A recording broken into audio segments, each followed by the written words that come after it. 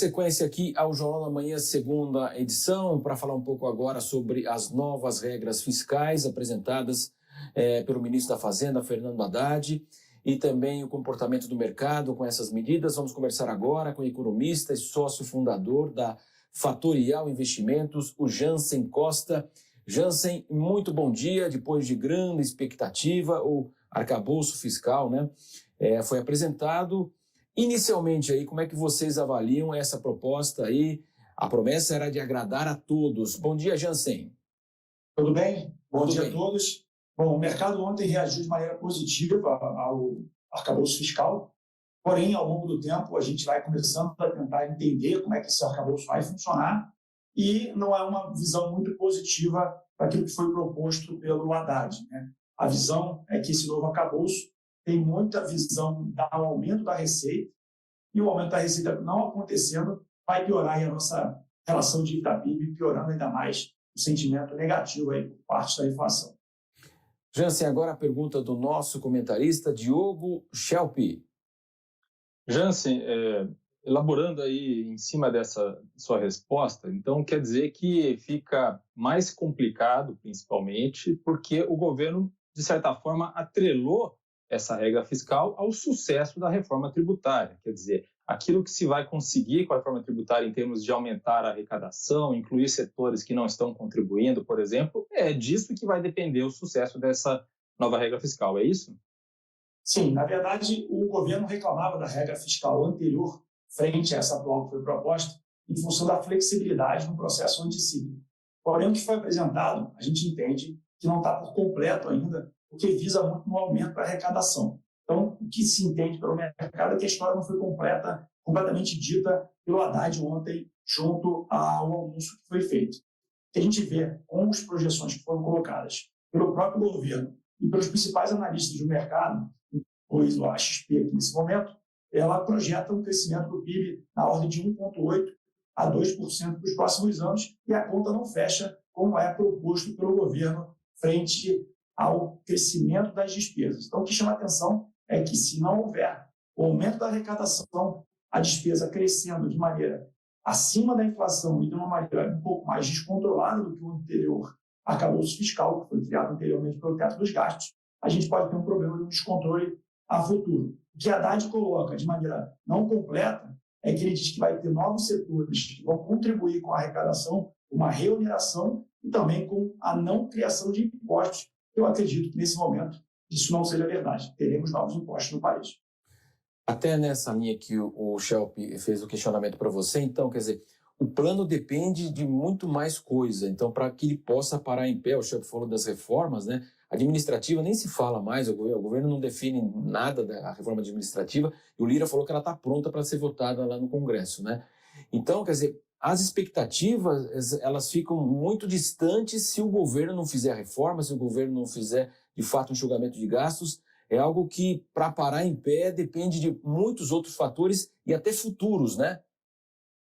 Completamente. O futuro, essa reforma, ela se baseia muito no crescimento da receita do próximo ano, do ano subsequente. O antigo governo equilibrava as contas com o processo de privatização e com o reequilíbrio da tributação. Esse novo governo, em vez de atacar o problema que é o processo de desoneração ali por parte das receitas, as vinculações das receitas, como elas estão, a gente está sempre projetando um crescimento da despesa frente a uma não possível nova arrecadação. Então, o que o governo vai buscar, gentilmente, em cima das receitas, sim, é buscar uma nova tributação para equilíbrio das contas, ou o que poderia vir de fora para ajudar o Brasil seria um novo boom de commodities, como aconteceu no primeiro governo do presidente Lula. Então, se não houver um crescimento das receitas por parte dos produtos que nós exportamos, dificilmente esse arcabouço vai entregar aquilo que se prometeu, que é zerar o déficit em 2025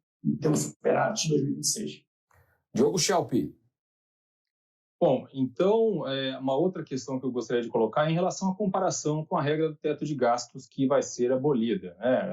A regra do teto de gastos levava em conta a inflação, né? O crescimento dos gastos era reajustado com base na inflação. Pela nova regra, acaba que é preciso ter, para se ter, por exemplo, um crescimento acima da inflação, dos gastos, é preciso que a arrecadação seja superior à inflação. Isso cria um novo problema? Bom, a gente já viveu problemas no passado onde a gente resolveu o nosso problema fiscal através da inflação. Isso gerou problemas inflacionários e a gente viu o que aconteceu em 2014. É claro que a gente sempre está tentando ter um olhar sempre otimista para aquilo que é proposto, mas a solução de trazer a inflação de volta para fechamento das contas do país não me parece uma solução que vai ajudar o crescimento futuro das nosso equilíbrio fiscal. Então, eu tenho muita atenção e muito medo na proposta de um não controle. E uma coisa que foi colocada seria crível e fácil entendimento. Eu entendo que esse novo arcabouço fiscal proposto tem tanta variável que pode acontecer que facilmente não é a resposta onde a população consiga entender se está ou não cumprindo aquilo que foi prometido. Então, a minha visão deveria ser um pouco mais simples. Mas pensando pelo lado positivo novamente, isso tem que ser aprovado pelo Congresso. Então, será que o Congresso vai aprovar esse arcabouço fiscal que foi proposto pela Haddad ou vai fazer ajustes que tragam mais realidade no controle das contas públicas aqui no país? Jansen, havia uma grande expectativa da apresentação, né? A partir do momento que o presidente ficou doente, não viajou, Haddad ficou no país, havia essa cobrança. Ainda nessa linha do que você falou, claro que essa reação que está sendo sentida ontem, hoje e nas próximas semanas, então toda essa reação pode nortear aí uma mudança de expectativa justamente na Câmara e no Senado. É essa expectativa que vocês trabalham, então que possa haver uma alteração, até que com a coordenação dos líderes governistas diante da reação que vai ser visível a partir de agora? O mercado ele vai começar a digerir, vai começar a questionar como é que vai ser o equilíbrio fiscal das contas, o que vai ser proposto de tributação. Colocado pelo Haddad, e a gente sabe que parte da sociedade não paga os impostos dos tributos, sejam empresas e pessoas que poderiam haver um novo equilíbrio na reforma tributária. A grande questão é onde vai sair esse equilíbrio na receita, uma vez que se nós não tivermos um crescimento, segundo a regra fiscal proposta, nós poderíamos ter um aumento da despesa no ano subsequente, mesmo quando não teremos superávit ou aumento do PIB nominal. Então, esse equilíbrio, faltam alguns elementos para que se entenda que isso pode ser possível de ser feito. A minha visão é que o mercado, se não tiver essas respostas, vai começar a cobrar através das curvas de juros mais inflação ao longo do tempo, as curvas de juros vão abrir, e aí, obviamente, a conversa vai ser em outro tom e a gente tende a realinhar as expectativas da inflação futura para o objetivo da meta proposta pelo Banco Central. Diogo Schelp. Vamos supor que a proposta seja aprovada exatamente como foi apresentada por Haddad, sem mudanças no Congresso. Ainda que não seja possível alcançar a meta, né, de alcançar o superávit fiscal no tempo que foi estabelecido por Haddad, ainda assim há algo de positivo nessa proposta, ou seja, pelo menos a possibilidade de não se aumentar a dívida pública? Bom, tudo é por parte da execução que vai ser a resposta do que vai ser proposto, né? O Haddad pode propor o que está escrito, isso pode passar, ele pode ter uma execução muito melhor do que aquilo que vai ser visto. O problema é que o histórico não é positivo por parte de um governo, por parte do PT.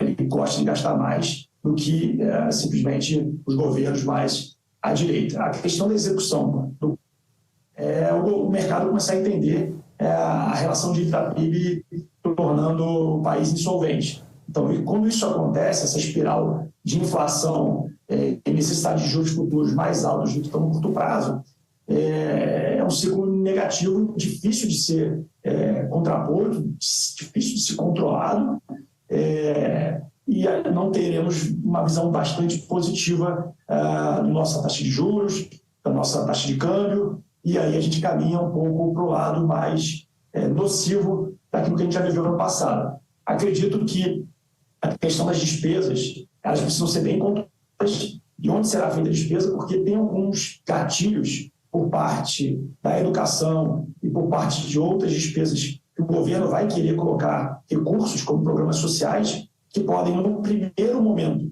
criar um bem-estar da população, mas no segundo momento, onde a inflação tomar conta e a depreciação do nosso real frente às moedas internacionais acontecerem, a gente vai ter problemas ruins daí por parte do poder de compra da nossa moeda.